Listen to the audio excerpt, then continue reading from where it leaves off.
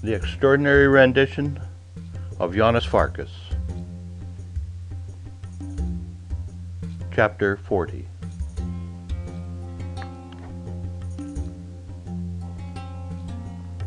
The Palestinian sat in the shadows of the courtyard, taking apart his Kalashnikov and reassembling it without ever taking his eyes off the priest.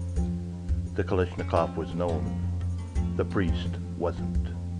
Beside him sat two Lebanese men. The Syrian army uniforms they wore were faded and worn. One had sergeant stripes on the shoulders. They looked like terrorists, the priest said. They are terrorists, Alice Murray replied. You wanted men who could pass for real Syrian soldiers, didn't you? Who are they? You don't need to know. Their faces won't mean anything to Abbas, unless, of course, he has memorized the faces on Mossad's most wanted list. All three have seen action with Hezbollah in Lebanon. They know how the Syrian army works. They know how life works. The backup? The backup are all my men, members of the Brotherhood. Their faces won't be seen, they'll be covered. It's up to you if you want your face to be seen or not. Don't worry about me, the priest replied. I'm not, Alice Murray said. We are not doing this for you. What happens to you is what happens to you. We are doing this for Allah, praise Him, the Brotherhood, and we hope that a new Muslim world will arise. The vehicle?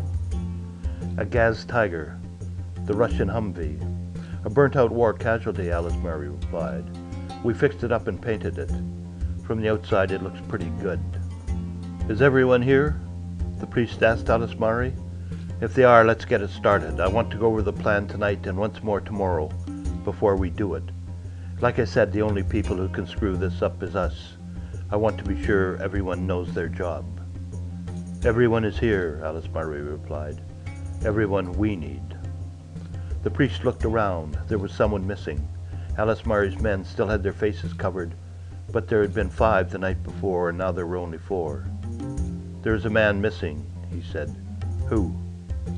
It is the army man you spotted yesterday, Alice Murray replied. I thought it best not to involve someone from the real army. Can he be trusted? As much as anyone here, Alice Murray answered, his eyes looking straight at the priest. The priest waved to the 3 men in army uniforms. Do any of you drive? The Palestinian nodded. What is your name? Nabil Abu Ziri, the man answered. Have you ever driven a Gaz Tiger? Yes, in Chechnya.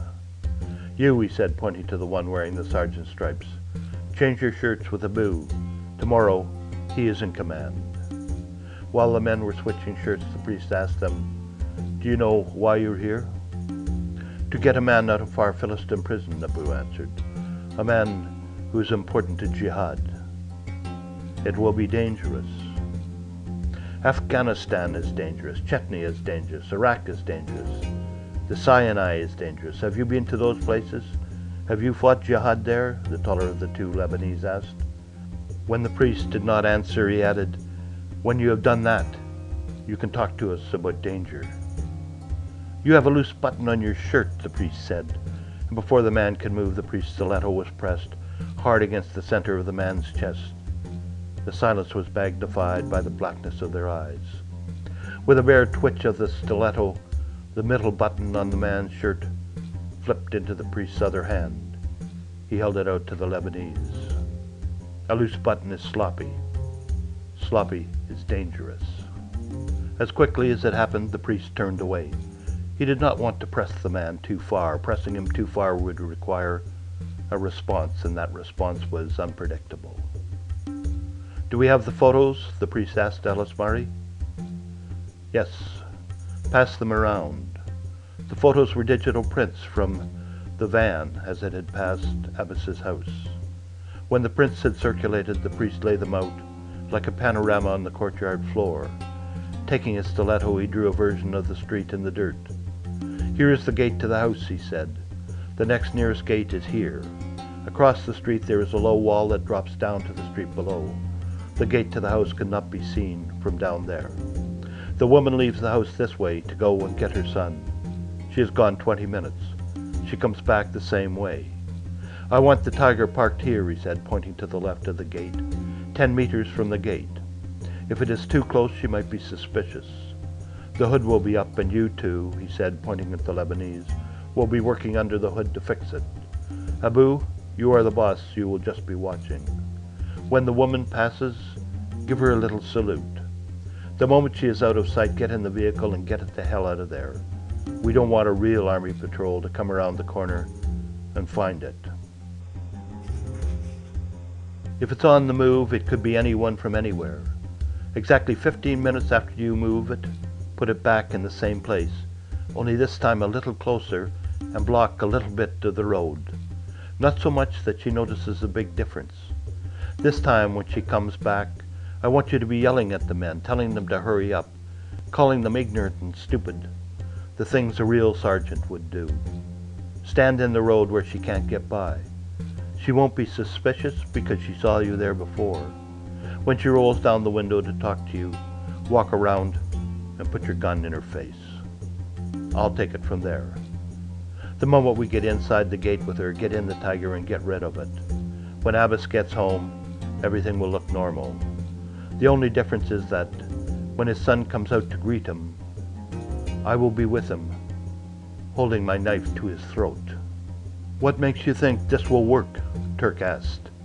This Abbas cannot be a stupid man. It is when people believe in their own security that they are most susceptible, the priest replied. If Abbas were stationed in Berlin or London or Madrid, this couldn't happen, but here at home, in the heart of Damascus, he feels relaxed and secure. His family feel relaxed and secure. And when someone feels relaxed and secure, what are they? They're vulnerable. And how do we get my brother? Giesel asked. We don't. We let Abbas do that for us. When we have the villa secure, we'll send him back in his car to walk your brother out of prison. He can use whatever excuse he wants. We'll leave that up to him. Abbas is not a man to be trusted, Alice Murray said. How will we know he will do it? Modern technology, the priest answered. 2 cheap video cell phones. Every 3 minutes he will see a live video of his son with a gun at his head. If the calls are not regular, then the gun will go off. Who makes the calls? Giesel asked. I do, the priest replied. I will be with Abbas. And what is my role? She asked. Like a good woman, you will wait at home till all of this is over. Go to hell, she replied. That's the end of chapter 40. Tomorrow, chapter 41.